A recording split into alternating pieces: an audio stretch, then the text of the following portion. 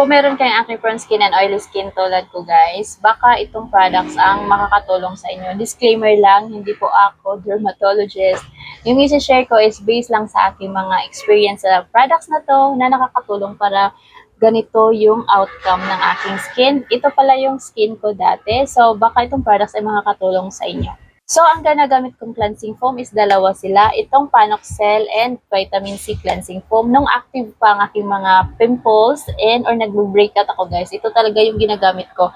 Panoxel Acne Creamy Wash morning and night. Hanggang ngayon ginagamit ko pa rin siya. Kasi natatakot akong bumalik yung mga breakouts ko. Tapos yung na ganito na yung skin ko, may mga acne scars na lang and dark spots na, gumagamit lang ako ng vitamin C sa umaga. So, ina-alternate ko sila.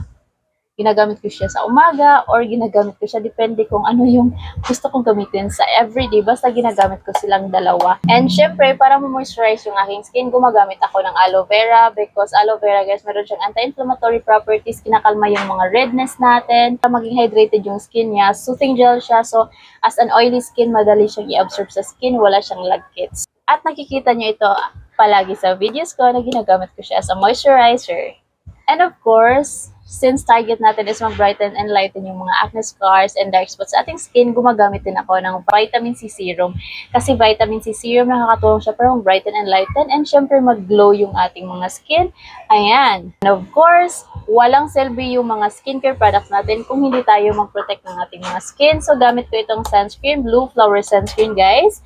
Ginagamit ko siya everyday kahit nasa bahay ako or lalabas ako. So, these are the products, guys. Sana makatulong siya sa inyo. Yun lang.